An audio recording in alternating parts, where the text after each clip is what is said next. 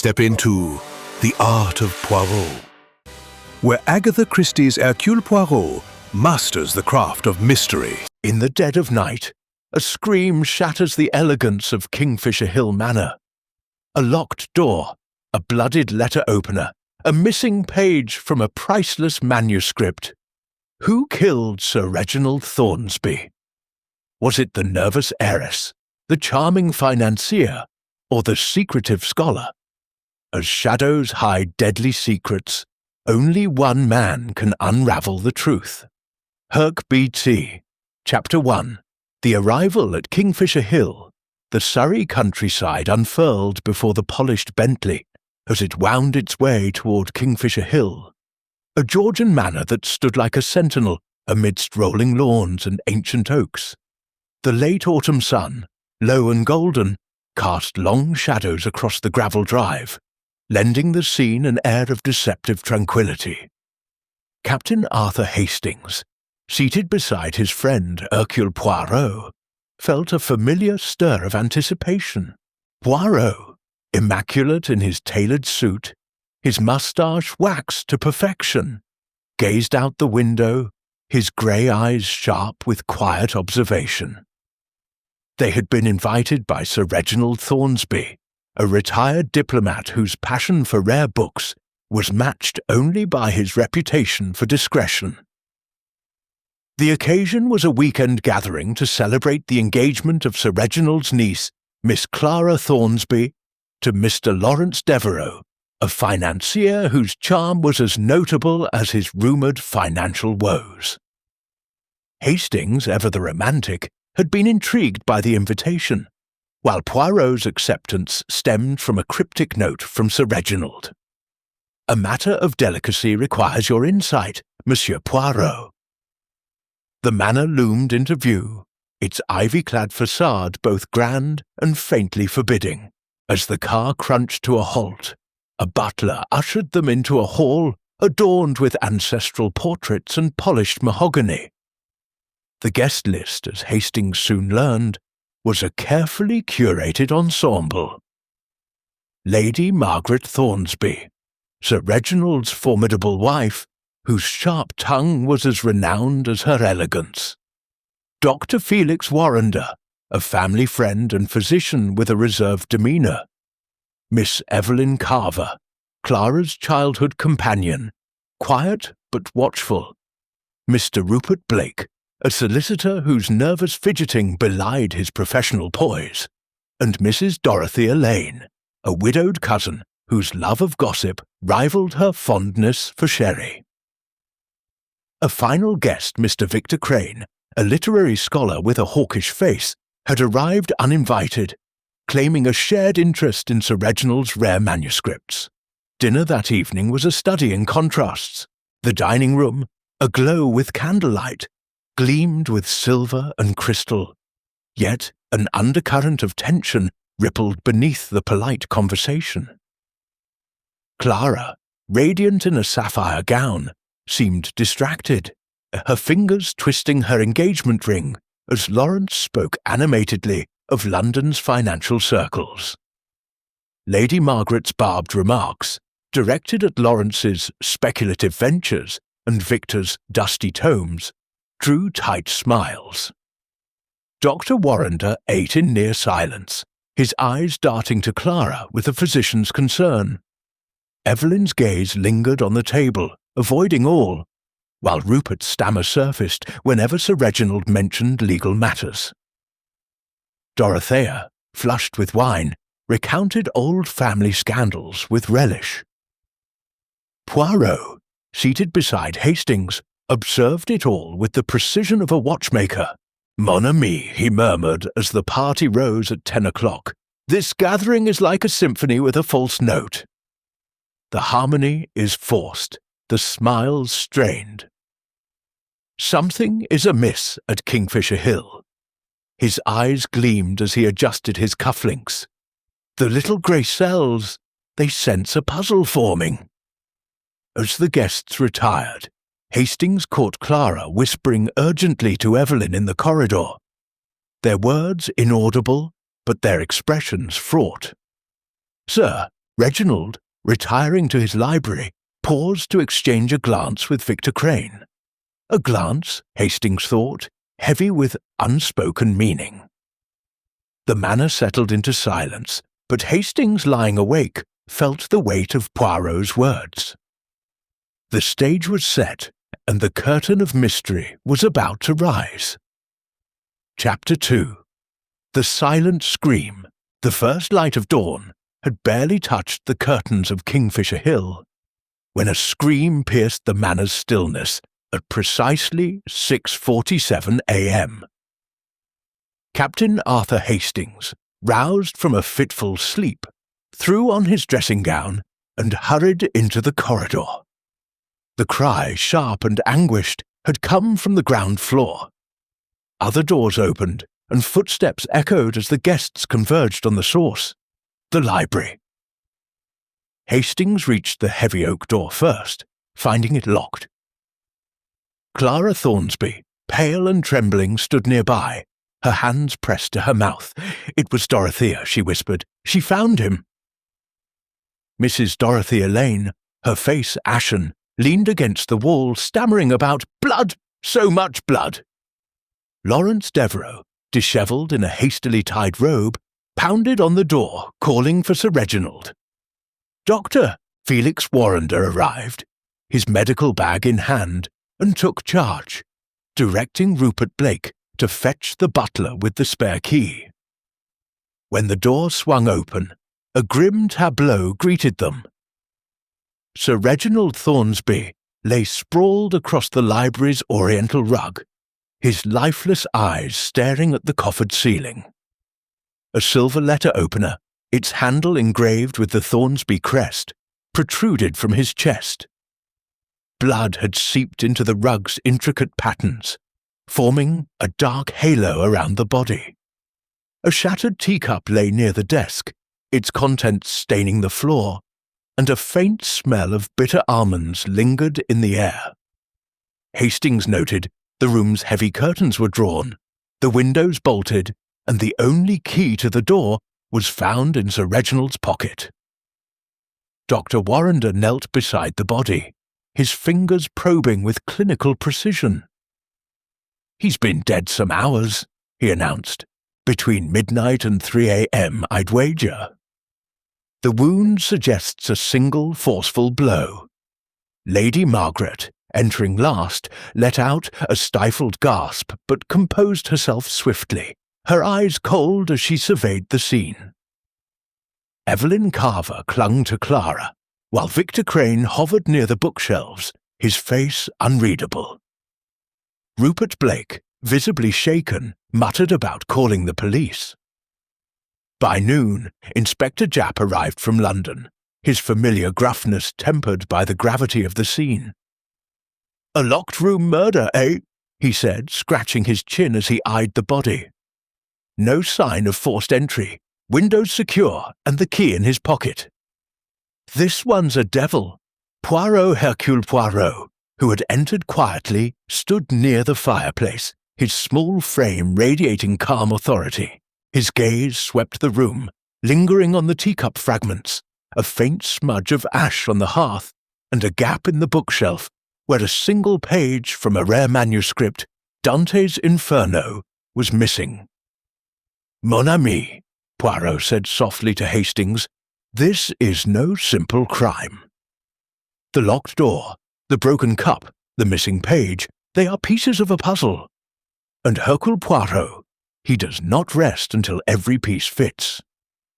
As Japp began barking orders to secure the scene, Poirot's grey cells were already at work, sensing the shadows of motive and deceit lurking among the gathered guests. Chapter 3. The Little Belgian. The library at Kingfisher Hill, now a chamber of death, seemed to shrink under the weight of its secrets as Hercule Poirot stepped forward. His patent leather shoes gleamed against the polished floor, and his moustache, meticulously waxed, framed a face serene yet piercingly alert.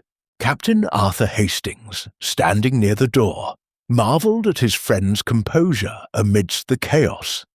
Inspector Japp, bustling about with his notebook, muttered about fingerprints and alibis, but Poirot's attention was elsewhere, his grey eyes darting from the blood-stained rug to the shattered teacup, then to the faint smudge of ash on the hearth. "Messieurs et mesdames," Poirot began, his voice soft but commanding the room's attention. "A tragedy has occurred, but it is not without order. The truth, it hides in the details, and Hercule Poirot shall uncover it."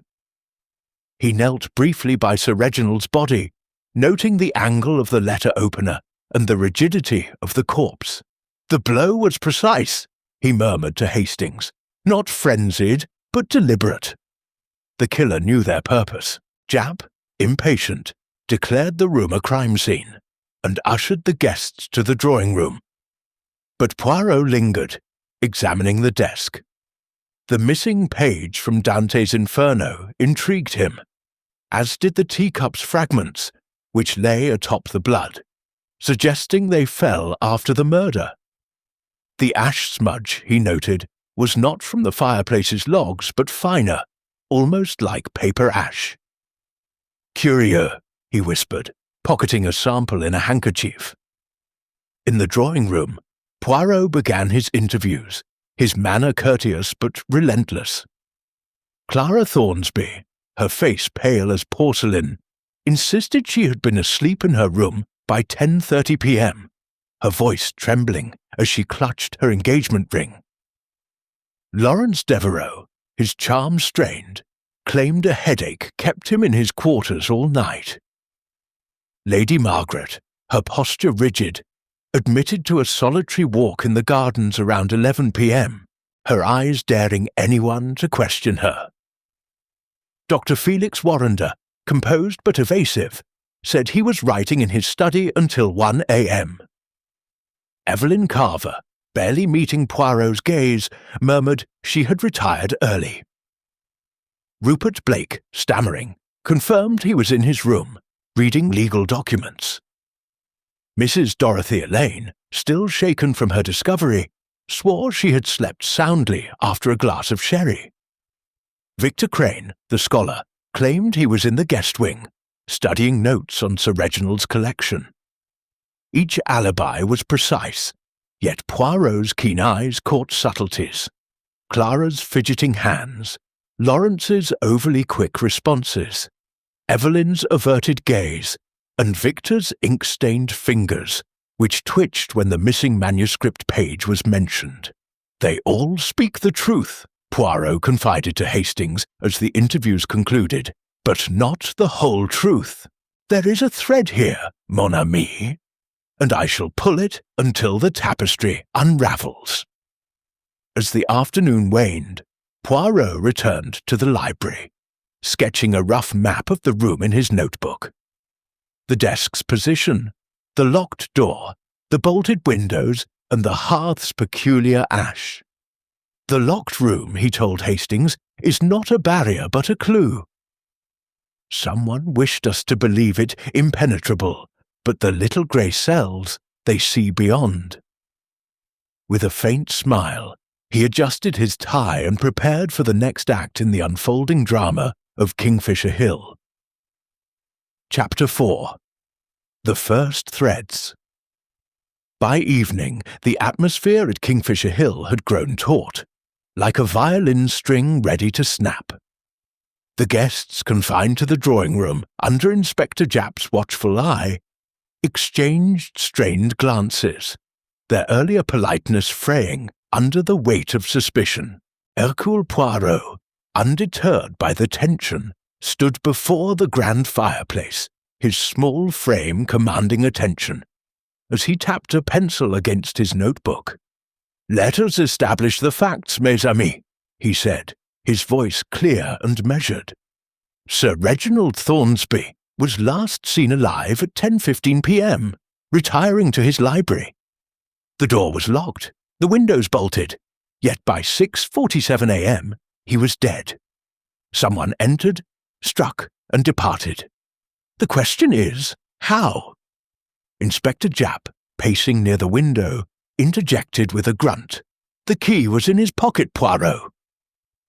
No sign of tampering on the door or windows. It's a proper locked room mystery. His eyes narrowed at Lawrence Devereux, whose rumoured financial troubles had reached the inspector's ears. "And I hear Sir Reginald was about to cut someone out of his will," Japp added pointedly. Lawrence flushed, his hands clenching. "That's nonsense," he snapped. "I had no quarrel with him." Poirot's gaze, however, lingered elsewhere. Clara Thornsby sat rigidly, her fingers twisting her engagement ring with a rhythm that betrayed her nerves. Evelyn Carver, beside her, stared at the floor, her silence louder than words. Lady Margaret's lips curled in a faint, disdainful smile, as if the accusation amused her. Poirot noted these reactions, his grey cells weaving connections. "The heart, mon ami," he murmured to Captain Hastings, who stood faithfully at his side. "It speaks when the tongue is silent." He turned to the group, his tone deceptively mild. "Let us consider the timeline. At 10:15 p.m., Sir Reginald retires. At midnight, Miss Clara, you were seen in the corridor near the library by Mrs. Lane, were you not?" Clara's eyes widened, but Dorothea Lane nodded vigorously. "She was coming upstairs, looking upset," Dorothea said, eager to contribute. Clara stammered, I only went to fetch a book." "He was alive when I left Poirot," nodded, his expression unreadable. He then addressed the missing manuscript page. "The Dante page, valued at £5,000, is gone. Why take one page and not the entire volume?" Victor Crane shifted uncomfortably, his ink-stained fingers twitching. "I know nothing of it," he said sharply. But Poirot's eyes caught the faint burn mark on his cuff. Dr. Warrender, when questioned about his late-night writing, produced a vague alibi, while Rupert Blake's stammer worsened as he mentioned a legal dispute involving Sir Reginald's estate. Lady Margaret, cool and imperious, admitted her garden walk at 11 p.m., but offered no witnesses. Evelyn remained mute, her hands clasped tightly. As the gathering dispersed, Poirot drew Hastings aside. "The alibis, they are like a house of cards. Each supports the other, yet one push, and they collapse. The teacup, the ash, the locked door, these are not accidents, Hastings. They are the threads of a tapestry, and I, Hercule Poirot, shall unravel it." His eyes gleamed with quiet determination as the shadows lengthened over Kingfisher Hill, signalling the deepening of the mystery. Chapter 5. The False Trail. The morning following Sir Reginald Thornsby's murder dawned grey and oppressive, the clouds over Kingfisher Hill mirroring the gloom within the manor. Inspector Japp, ever dogged, had spent the early hours searching the guests' rooms, and by breakfast his efforts bore fruit. He burst into the dining room, brandishing a bloodied handkerchief with the monogram LD embroidered in gold thread. "Found this hidden in your drawer, Mr. Devereux," Japp declared, his eyes gleaming with triumph. "Care to explain?" Lawrence Devereux, seated at the table with a cup of untouched coffee, paled. "That's not mine," he stammered, his usual charm replaced by panic. "I swear, I've never seen it before." The other guests gathered around the mahogany table exchanged glances, Clara with alarm, Lady Margaret with a faint smirk, and Victor Crane with a flicker of relief. Captain Hastings, sipping his tea, felt a surge of suspicion. The evidence seemed damning. "Looks bad for him, Poirot," he whispered to his friend, who sat calmly buttering a scone. Hercule Poirot, however, shook his head, his moustache twitching with disapproval. "Too convenient, mon ami," he murmured. "The murderer wishes us to look at Monsieur Devereux, But the little grey cells, they urge us to look elsewhere. He requested to examine the handkerchief, noting its pristine condition save for the bloodstains, which seemed oddly deliberate, as if applied rather than soaked. "This blood," Poirot said softly. "It is a distraction, not a revelation." Japp, undeterred, placed Lawrence under guard, pending further investigation. The manor buzzed with whispers, the guests' nerves fraying as suspicion thickened the air. Poirot, unperturbed, returned to the library, his attention drawn again to the fireplace. The smudge of ash he had noted earlier intrigued him. It was fine, almost powdery, unlike the coarse residue of the logs. He crouched, collecting another sample in a small envelope. "This ash," he told Hastings, "it is not from the fire." "It is papier, perhaps?" Burned paper. Poirot then inspected the desk where the shattered teacup still lay. He pieced together fragments, noting the faint scent of bitter almonds clinging to them. "This cup," he mused, "it was dropped after the blood pooled, for the pieces rest atop the stain." The killer staged this scene, Hastings, to mislead us. His eyes gleamed as he surveyed the bookshelf, where the gap left by the missing Dante page seemed to whisper its own secret. As the day wore on, Poirot observed the guests' interactions. Clara, distraught over Lawrence's predicament, pleaded with Poirot to clear his name, her eyes red from crying. Evelyn Carver, usually reticent, hovered near Clara, her expression unreadable. Lady Margaret's cool detachment seemed to mask a deeper unease, while Dr. Warrender's calm professionalism felt forced. Rupert Blake's nervous stammer grew worse, and Victor Crane avoided Poirot's gaze, his fingers fidgeting with a pen. Dorothea Lane, meanwhile, fueled the tension with gossip about Lawrence's debts, and Sir Reginald's disapproval of the engagement. "The handkerchief is a red herring," Poirot confided to Hastings as they retired to the garden for a moment of quiet. "But the ash, the cup, the missing page, these are the true threads. Someone has woven a clever web, but Hercule Poirot shall untangle it." The wind stirred the leaves, and Poirot's eyes narrowed, his mind already piecing together the puzzle of Kingfisher Hill. Chapter 6. The Manuscript Secret. The second day at Kingfisher Hill dawned with a drizzle that cloaked the manor in a melancholy haze, as if the house itself mourned Sir Reginald Thornsby's death. Hercule Poirot, undeterred by the weather or the mounting tension among the guests, requested to examine Sir Reginald's rare book collection in the library. Captain Arthur Hastings, trailing behind, noted the Belgian's meticulous focus as he ran a gloved finger along the spines of ancient volumes. The gap where the missing page from Dante's Inferno had been removed stood out like a missing tooth, and Poirot's eyes gleamed with interest.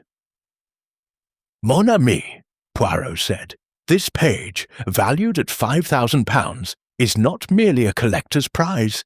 It holds a secret, I am certain." He consulted a catalogue on Sir Reginald's desk, which described the manuscript as a 14th-century illuminated text, its single missing page noted for its intricate marginalia. Victor Crane, the literary scholar, entered the library at that moment, his hawkish face tightening as Poirot questioned him about the manuscript. "I study such texts, Monsieur Poirot," Victor said sharply. "I don't steal them."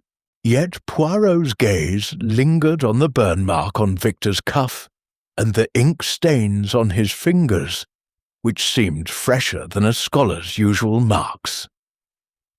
Poirot returned to the crime scene, reconstructing the murder in his mind. The shattered teacup, he confirmed, had been dropped after the blood pooled, as its fragments lay undisturbed atop the stain. The faint scent of bitter almonds clinging to the porcelain suggested poison, though Sir Reginald's wound indicated a different cause of death.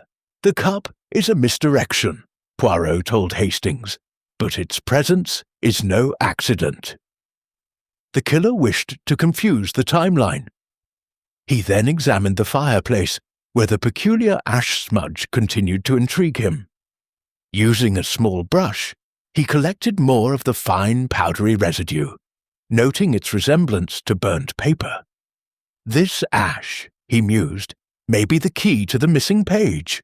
Why burn it unless it revealed something dangerous? Hastings, puzzled, suggested it might be unrelated, but Poirot shook his head. There are no coincidences in murder, mon ami. Every detail matters later. Over tea in the drawing room, Poirot probed the guests with deceptively casual questions. Clara Thornsby, her eyes shadowed with worry for Lawrence, admitted Sir Reginald had threatened to alter his will, disapproving of her fiancé's financial instability. Victor, when pressed about his late-night discussion with Sir Reginald, claimed it concerned a rare book valuation, but his voice faltered. Lady Margaret, sipping her tea with icy composure, dismissed any suggestion of family discord, though her fingers tightened on her cup. Dr. Warrender, questioned about his medical expertise, deflected with vague remarks about his late-night writing. Evelyn Carver remained silent, her hands folded tightly, while Rupert Blake's stammer betrayed his discomfort when Poirot mentioned Sir Reginald's legal affairs. Mrs. Dorothea Lane, ever loquacious, let slip that she had overheard Victor and Sir Reginald arguing about authenticity in the library at 10 p.m. As the tea was cleared, Poirot drew Hastings aside. The missing page, the ash, the staged cup, these are not separate threads but part of a single design. Someone sought to protect a secret, and Sir Reginald paid the price. His eyes narrowed as he gazed at the rain-streaked windows. The little grey cells, they begin to see the pattern, but we must tread carefully, Hastings. The killer is watching. The drizzle continued, shrouding Kingfisher Hill in a veil of suspicion, as Poirot's investigation deepened. Chapter 7. Shadows of Motive. The third day at Kingfisher Hill brought a heavy silence, broken only by the patter of rain against the manor's windows. The guests, confined by Inspector Japp's orders, moved through the rooms like actors in a play, their masks of civility slipping under the strain of suspicion. Hercule Poirot, seated in the morning room with a cup of tisane, observed them with the precision of a jeweller inspecting a flawed gem. Captain Arthur Hastings, ever loyal, sat nearby, his notebook open, but his mind struggling to keep pace with his friend's deductions. Poirot's morning had begun with a private conversation with the butler, who confirmed that Sir Reginald's library key was unique, with no duplicates known to exist. Yet Poirot's earlier discovery of a faint scratch on the lock suggested tampering, subtle but deliberate. The locked room, he confided to Hastings, is not so impenetrable as it seems. The killer planned meticulously. His attention then turned to the guests whose motives were beginning to surface like shadows in a fog. Over luncheon, Poirot's questions grew sharper, each one a scalpel probing hidden wounds. Clara Thornsby, her voice barely above a whisper, admitted that Sir Reginald had threatened to disinherit her if she married Lawrence Devereux, citing his financial recklessness. He said Lawrence was a gambler, she murmured, her eyes darting to her fiancé, who remained under Japp's guard. Lawrence, overhearing, protested, "I loved Clara, not her uncle's money." But his clenched fists betrayed his anger. Lady Margaret, her tone icy, revealed a bitter feud with her husband over his lavish spending on rare books, which she claimed had strained the estate's finances. He cared more for his manuscripts than his family, she said, her eyes glinting with resentment. Dr. Felix Warrender, when pressed about his late-night writing, let slip a cryptic remark about a past indiscretion that Sir Reginald had known about, quickly changing the subject. Evelyn Carver, still reticent, flinched when Poirot mentioned her closeness to Clara, her hands twisting a handkerchief. Rupert Blake, his stammer worsening, admitted to a legal dispute with Sir Reginald over a contested will, though he insisted it was resolved. Mrs. Dorothea Lane, fueled by sherry, hinted at a scandal involving Victor Crane, claiming she had overheard him and Sir Reginald discussing forgeries in heated tones on the night of the murder. Victor, confronted about this, grew defensive. Sir Reginald questioned the authenticity of a manuscript I valued for him, he snapped. It was a professional disagreement, nothing more. Yet Poirot noted the scholar's nervous habit of rubbing his ink-stained fingers, and the burn mark on his cuff seemed to pulse with significance. Everyone here, Poirot said softly to Hastings as the meal concluded, has a motive, money, pride, fear, but the truth, it lies in what they conceal. Later, Poirot revisited the library, sketching a timeline in his notebook. Sir Reginald retired at 10:15 p.m. Clara was seen near the library at midnight, and the murder occurred between midnight and 3 a.m. The ash, the teacup, the missing Dante page, all pointed to a calculated act. The killer, Poirot mused, wished to destroy evidence, but they left traces of their intent. The little grey cells, they are weaving the threads together, as the rain intensified, casting Kingfisher Hill in a sombre light. Poirot's resolve hardened, sensing the net of suspicion tightening around the guilty. Chapter 8. The Crack in the Facade. The fourth evening at Kingfisher Hill descended with a chill that seeped into the manor's bones, mirroring the fraying nerves of its occupants. The drawing-room, lit by flickering candlelight, felt oppressive as the guests gathered, their faces etched with exhaustion and suspicion. Hercule Poirot, seated in a high-backed chair, stummed his tisane with deliberate calm, his grey eyes scanning the room like a hawk. Captain Arthur Hastings, ever attentive, noted the tension in the air, as if the very walls of the manor held their breath. Poirot's questioning had grown relentless, his polite inquiries now laced with a quiet intensity that unnerved the group. He began with Evelyn Carver, whose reticence had drawn his attention from the start. "Mademoiselle," he said, his voice gentle but unyielding, "you were Miss Clara's confidant. Did you see her enter the library at midnight, as Mrs. Lane claims?" Evelyn's hands trembled, her eyes darting to Clara. After a long pause, she broke, her voice cracking. I saw her leave the library crying. It was just after midnight. She said Sir Reginald was furious about Lawrence." The room stirred. Clara, her face ashen, stood abruptly. "I told you, Monsieur Poirot, I only went to fetch a book." "We argued, yes, but he was alive when I left." Her voice wavered, and Lawrence, still under Japp's watchful eye, reached for her hand, his own expression a mix of fear and defiance. Poirot nodded, his gaze shifting to Dorothea Lane, who confirmed Evelyn's account with a nod, her eyes gleaming with the thrill of revelation. Poirot then turned to Lady Margaret, whose icy composure had begun to crack.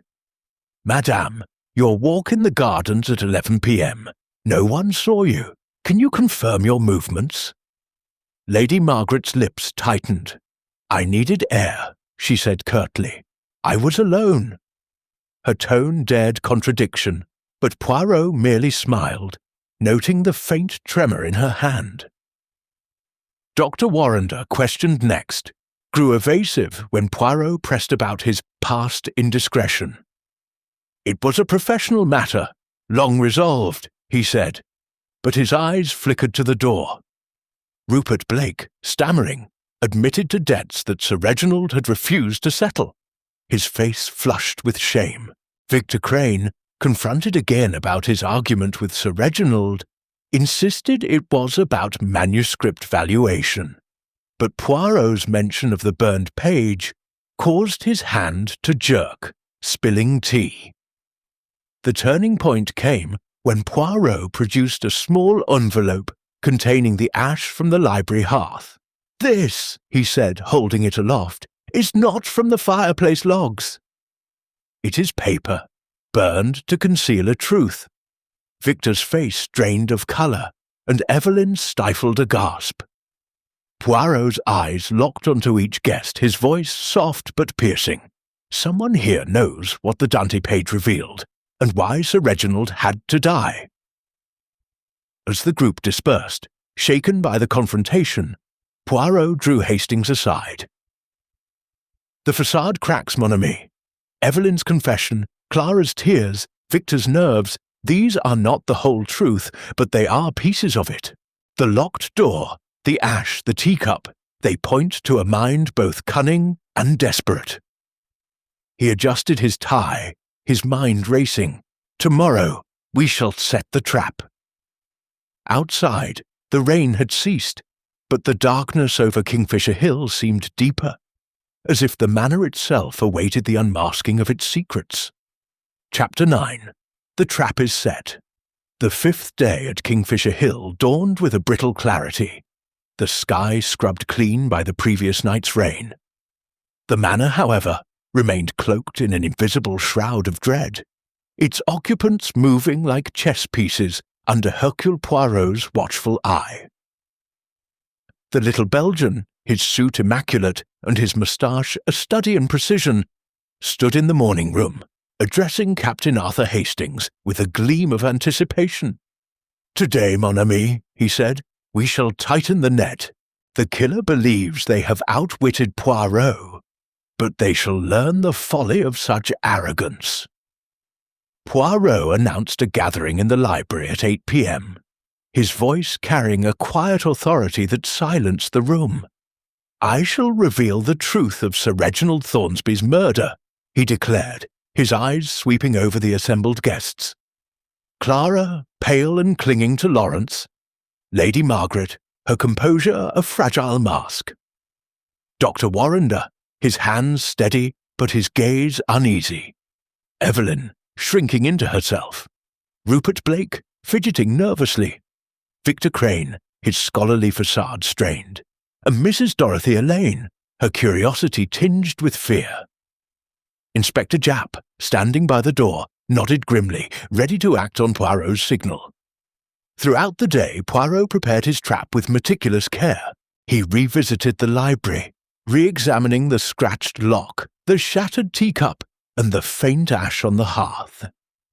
He produced a small charred fragment from his pocket, a corner of the missing Dante page, retrieved from the garden incinerator, its edges singed but bearing traces of cryptic marginalia. "This," he told Hastings, "is the key to the motive." The page was not stolen for its value, but for what it revealed. He instructed Japp to station a constable near the incinerator, suspecting the killer might attempt to destroy further evidence. As evening approached, Poirot's questions grew pointed. He asked Clara about her argument with Sir Reginald, noting her insistence that it concerned only her engagement. To Lawrence, still under suspicion, he inquired about the bloodied handkerchief, which Poirot now believed was planted. Victor Crane, confronted about the burn mark on his cuff, grew agitated, claiming it was from a candle. Evelyn's silence drew Poirot's scrutiny, her nervous glances at Clara betraying a deeper connection to the night's events. Lady Margaret's aloofness faltered when Poirot mentioned the estate's financial strain, while Dr. Warrender's vague answers about his past hinted at a secret Sir Reginald might have known.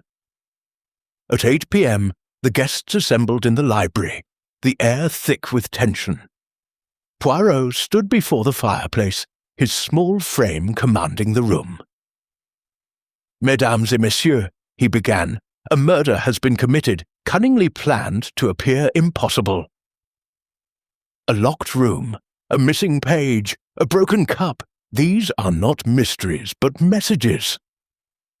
He held up the charred fragment, watching Victor's face pale and Evelyn's hands tremble.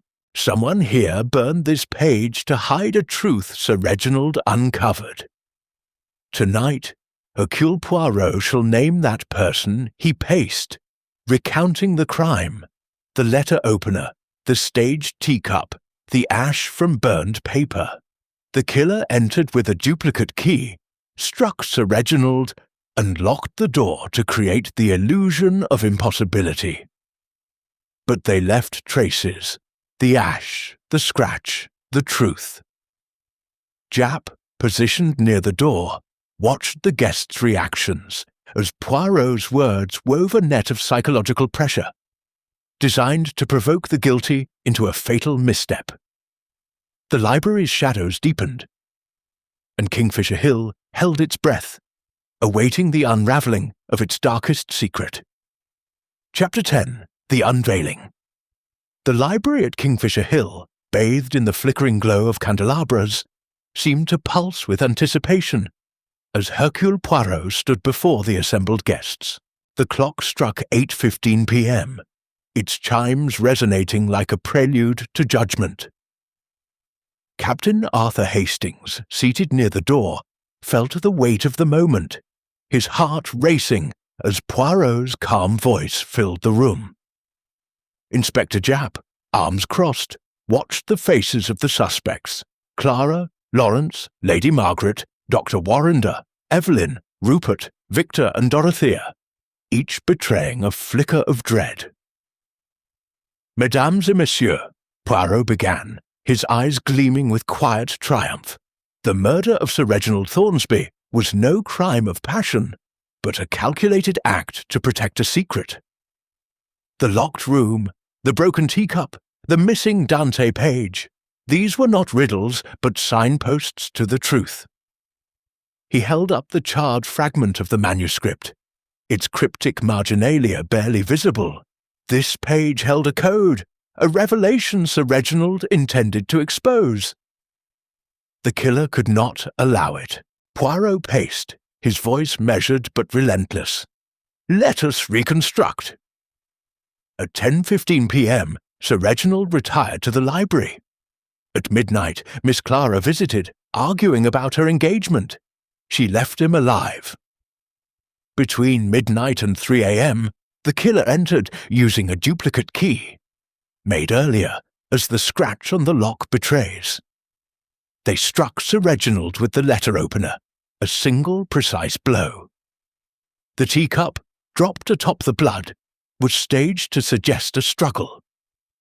The Dante page was taken and burned, leaving ash on the hearth and in the garden incinerator. He turned to Victor Crane, whose face had grown ashen. "Monsieur Crane, you are a scholar of manuscripts, oui? But you are also a forger." The Dante page contained a coded note, hidden in its marginalia, proving your involvement in a scandal. A forged manuscript sold to Sir Reginald for a fortune. He discovered this and planned to expose you, ruining your career. Victor's hands shook, his voice rising. "That's preposterous! Poirot raised a hand, silencing him. "The burn mark on your cuff, the ink on your fingers, the ash in the hearth, these betray you. You argued with Sir Reginald at 10 p.m, as Mrs. Lane overheard. You returned later, using the duplicate key you prepared, killed him, and burned the page to destroy the evidence. But you could not burn it all, could you?" He produced the charred fragment, and Victor's shoulders slumped. "The handkerchief in Monsieur Devereux's room. Poirot continued, was planted to divert suspicion. The teacup, with its trace of poison, was a clever misdirection, but Sir Reginald died from the blade, not poison. You, Monsieur Crane, underestimated the little grey cells of Hercule Poirot Victor. Cornered, broke. "He would have destroyed me," he whispered, his voice hollow. "That page! It was my ruin." Japp stepped forward, cuffs in hand, as the guests gasped. Clara clutched Lawrence, tears streaming, while Lady Margaret's composure cracked into a grimace. Evelyn's eyes met Poirot's, filled with relief and guilt. As Victor was led away, Poirot adjusted his tie, his expression serene. "The truth, it is always simple when the threads are untangled," he said to Hastings. The library fell silent, the weight of justice settling over Kingfisher Hill as the night closed in. Chapter 11. The Quiet Exit. The morning after Victor Crane's confession, Kingfisher Hill seemed to exhale, its oppressive atmosphere lightened by the resolution of Sir Reginald Thornsby's murder. The manor's grand halls, once heavy with suspicion, now echoed with the subdued murmurs of departing guests. Hercule Poirot, his suitcase neatly packed, stood in the drawing-room, sipping a final cup of tisane, as the weak autumn sun filtered through the windows. Captain Arthur Hastings, ever the faithful chronicler, sat nearby, his notebook closed, but his mind still reeling from the previous night's revelation. "Mon ami," Poirot said, his voice soft but resonant, "the human heart is a labyrinth, full of shadows and secrets, yet, with logic and observation, even the darkest paths lead to the light." He set his cup down, his moustache twitching with satisfaction. Victor Crane believed he could outwit justice, but he forgot that Hercule Poirot sees what others overlook. Hastings, still piecing together the puzzle, ventured a question. "Poirot, how did you know it was the Dante page that held the key? And the ash, how did you connect it to Crane?" Poirot's eyes twinkled. The ash, Hastings, was not from logs but from paper, fine and powdery, as only a manuscript would produce. The burn mark on Crane's cuff, the ink on his fingers, these were not the habits of a mere scholar, but of a man desperate to conceal his crime. The Dante page, with its coded marginalia, was the motive, a secret worth killing for. The guests preparing to leave offered their farewells with varying degrees of warmth. Clara Thornsby, her engagement to Lawrence Devereux now free from her uncle's disapproval, clasped Poirot's hand, her eyes brimming with gratitude. "You've saved us," she whispered. Lawrence, cleared of suspicion, nodded stiffly, his pride bruised but intact. Lady Margaret, her composure restored, offered a curt acknowledgment, her gaze betraying a flicker of respect. Dr. Warrender, his past indiscretions unexposed, murmured thanks, while Evelyn Carver, still shaken, managed a shy smile. Rupert Blake, his debts no longer a secret, stammered his appreciation. Mrs. Dorothea Lane, ever loquacious, promised to regale her London friends with tales of Poirot's brilliance. Inspector Japp, overseeing Victor's transfer to London, clapped Poirot on the shoulder. "You've done it again, old chap. A locked room, a missing page, and you cracked it like an egg." Poirot inclined his head, his expression one of modest pride. "The little grey cells, Inspector. They do not rest until order is restored."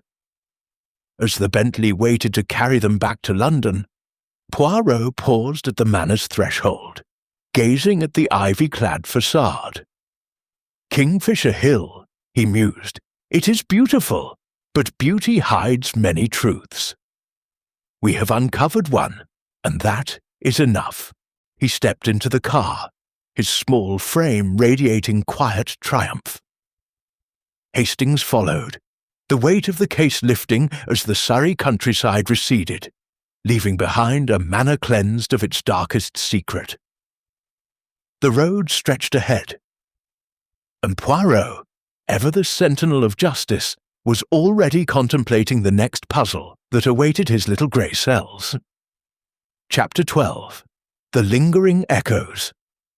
The departure from Kingfisher Hill was marked by a quiet solemnity, as if the manor itself were reluctant to release its secrets entirely. Hercule Poirot, seated in the Bentley as it rolled through the Surrey lanes, gazed out at the passing hedgerows, his expression one of contemplative satisfaction. Captain Arthur Hastings, beside him, felt the case's resolution settle like dust after a storm. Yet a nagging curiosity persisted. The revelation of Victor Crane's guilt had been dramatic, but Poirot's methods always left Hastings with questions, as if the Belgian detective saw threads invisible to others. "Poirot," Hastings ventured, breaking the silence, "there's something I don't quite grasp. The duplicate key, how did Crane obtain it without anyone noticing? And why the teacup, with its trace of poison, if the letter opener was the fatal blow?" Poirot's moustache twitched, a faint smile playing beneath it. "Mon cher Hastings, you ask the questions of a true companion, always seeking the how and why. The key, it was made earlier, perhaps days before, when Crane visited Sir Reginald under the guise of scholarly interest. A moment alone with the lock, a wax impression, and a skilled forger like Crane could craft a duplicate. As for the teacup, it was a clever ruse. The trace of poison, cyanide, from the almond-like scent, was meant to suggest a different method of death, to confuse the time and manner of the murder. But the blood beneath the fragments betrayed the truth. The cup was broken after the deed. Back at the manor, the remaining guests prepared to scatter, their lives altered by the shadow of the crime. Clara Thornsby and Lawrence Devereux, now free to plan their future, lingered in the drawing-room, discussing their engagement with tentative hope. Lady Margaret, packing her belongings with brisk efficiency, seemed determined to restore the Thornsby name, though her sharp tongue betrayed a lingering bitterness over her husband's obsession with his books. Dr. Felix Warrender, his professional secret safe for now, offered a reserved farewell to the staff, his relief palpable. Evelyn Carver, quieter than ever, slipped away to her room, her role in the drama still a mystery to Hastings. Rupert Blake, his financial troubles exposed, vowed to settle his debts and start anew, while Mrs. Dorothea Lane, already crafting her tale for London society, chattered about Poirot's genius to anyone who would listen. Poirot, sensing Hastings's unease, continued, "You wonder, perhaps, about Mademoiselle Evelyn's silence, or the doctor's evasions. They are not guilty, but they carry their own burdens. Evelyn, I suspect, knew of Clara's argument with her uncle, and feared it implicated her friend. Dr. Warrender's past indiscretion, likely a medical error, was known to Sir Reginald, but it was not the motive. These are the echoes of human frailty, Hastings, not the crime itself." As the Bentley neared London, Poirot leaned back, his hands folded neatly. "The case of Kingfisher Hill reminds us, mon ami, that truth is like a rare manuscript, fragile, hidden, but enduring. Victor Crane sought to erase it, but the little grey cells, they preserve it." The car rolled on, carrying Poirot and Hastings away from the manor's lingering echoes, toward the next challenge that awaited the detective's unparalleled mind. Chapter 13. The Unseen Threads. The Bentley's gentle hum carried Hercule Poirot and Captain Arthur Hastings closer to London, the rolling Surrey countryside fading into a patchwork of memory. The resolution of Sir Reginald Thornsby's murder at Kingfisher Hill had left Hastings satisfied yet restless, as if some threads of the mystery remained just out of reach. Poirot, his posture impeccable, gazed out the window, his grey eyes reflecting a mind still sifting through the case's subtleties. The late afternoon light cast a soft glow on his face, accentuating the quiet triumph that lingered after Victor Crane's confession. "Poirot," Hastings said, breaking the silence, "you've explained the key and the teacup, but what of Evelyn Carver's behaviour?" She seemed so guarded, almost as if she knew more than she let on. Poirot turned, his moustache curling slightly with amusement. "Mon cher Hastings, your instincts are sound, but they chase shadows. Mademoiselle Evelyn is no criminal, but she is a loyal friend. She saw Clara leave the library in tears and feared her friend's distress would be misconstrued as guilt. Her silence was not deceit, but protection, a common human failing." Poirot leaned back, his fingers steepled. "Consider the unseen threads, Hastings." Each guest at Kingfisher Hill wove their own tapestry of secrets. Lady Margaret's resentment of her husband's spending masked her fear of financial ruin. Dr. Warrender's guarded demeanour hid a past mistake, perhaps a patient lost through negligence, known to Sir Reginald. Rupert Blake's debts drove his anxiety, but not to murder.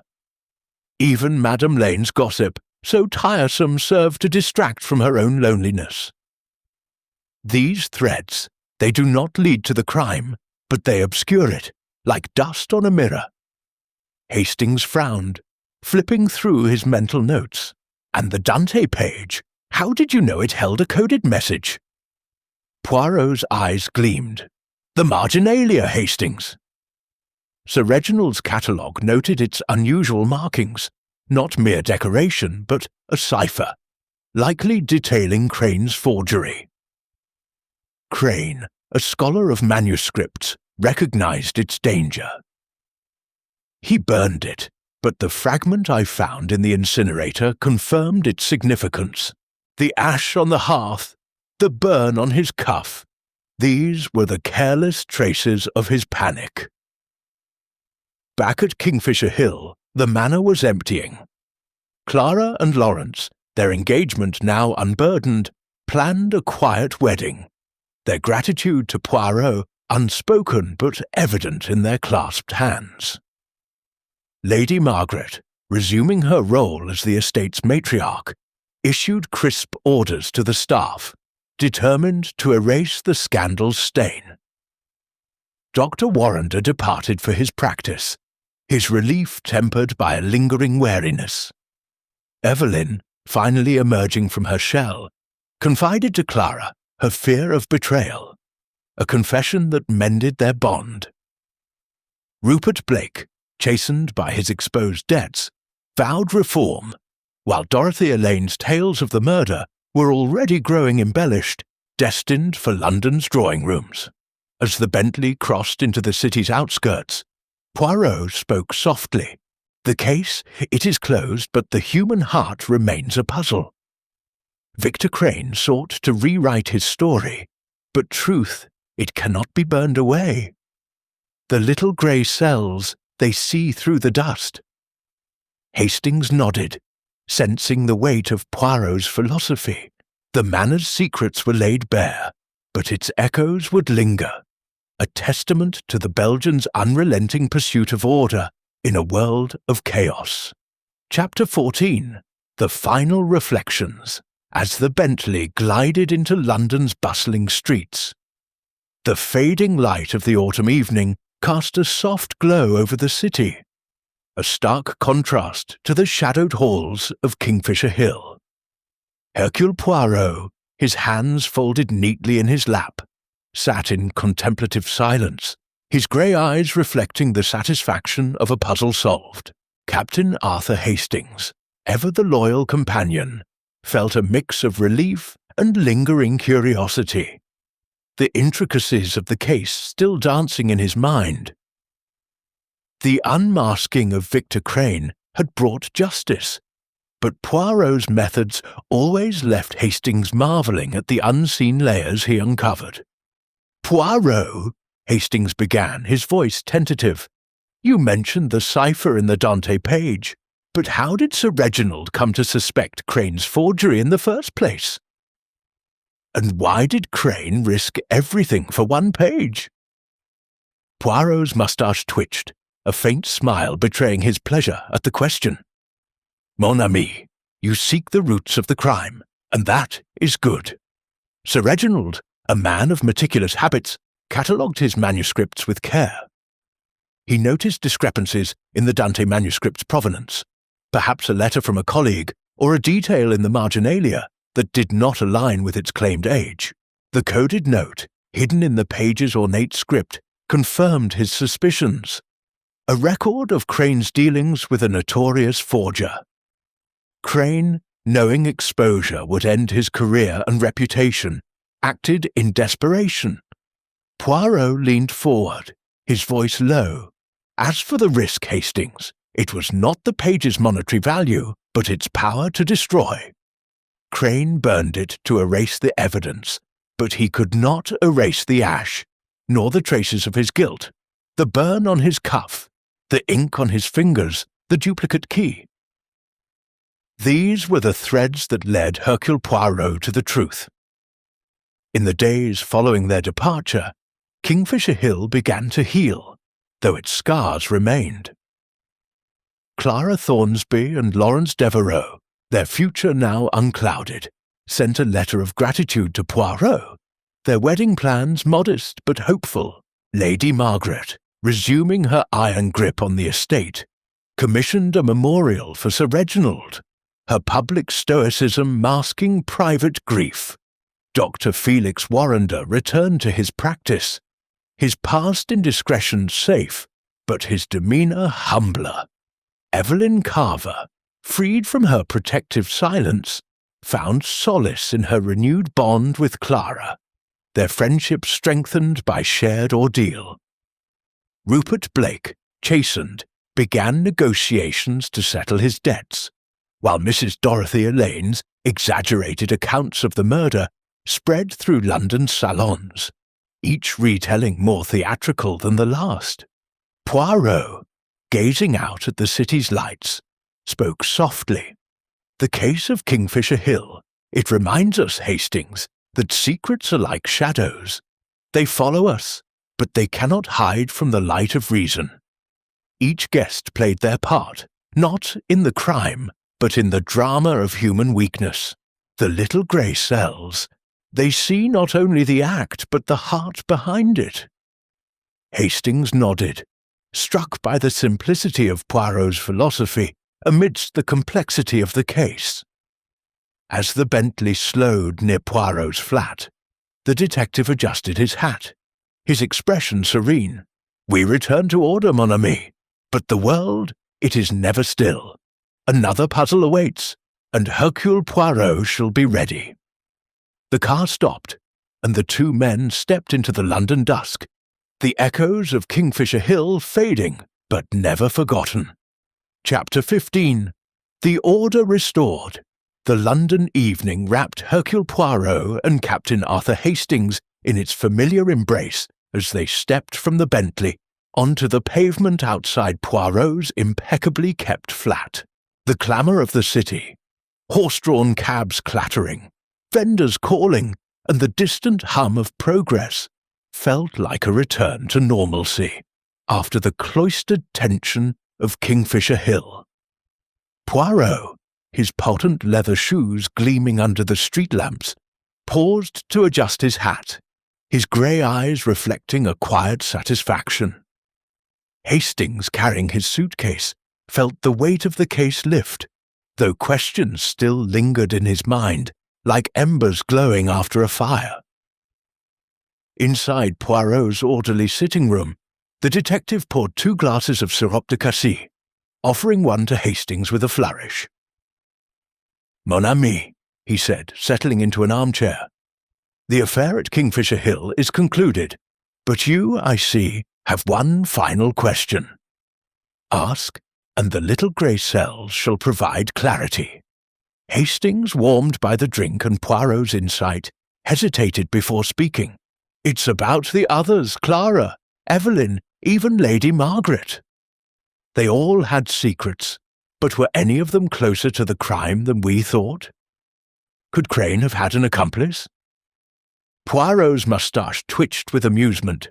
"Always seeking the twist, Hastings." "No, there was no accomplice. Victor Crane acted alone, driven by fear of exposure. But you are right, the others carried secrets. Clara's argument with her uncle was born of love and defiance, not malice. Evelyn's silence protected her friend, not a crime. Lady Margaret's bitterness was real, but her pride kept her from violence. Each played their part in the tapestry of suspicion, but only Crane wove the thread of murder." He sipped his drink, his gaze distant. "The human heart it complicates, but the truth, it is simple when seen clearly." Poirot rose, crossing to a small desk where he kept a neat file of notes on the case. "Consider the evidence, Hastings, the scratched lock, the ash of burnt paper, the staged teacup. These were Crane's mistakes, left in his haste to conceal his forgery. The Dante page, with its coded proof of his deceit, was his undoing. Sir Reginald, a man of order, would not let such a betrayal stand. Crane killed to preserve his reputation, but he could not outwit Hercule Poirot. Back at Kingfisher Hill, the manor began its slow return to life. Clara and Lawrence, their wedding plans now firm, sent a formal invitation to Poirot, a gesture of gratitude for clearing their path. Lady Margaret, overseeing the estate's affairs, began cataloguing Sir Reginald's books, her grief channeled into duty. Dr. Warrender resumed his practice with renewed caution, his past mistakes buried. Evelyn, her loyalty to Clara reaffirmed, found peace in their friendship. Rupert Blake, working to settle his debts, wrote to Poirot, promising a new start. Mrs. Dorothea Lane, meanwhile, had turned the case into a parlour-room saga, her tales growing ever more embellished. Poirot set down his glass, his voice soft but resolute. "The world, Hastings, it is full of disorder, but justice restores the balance. At Kingfisher Hill, we have done this. The little grey cells, they rest, for now."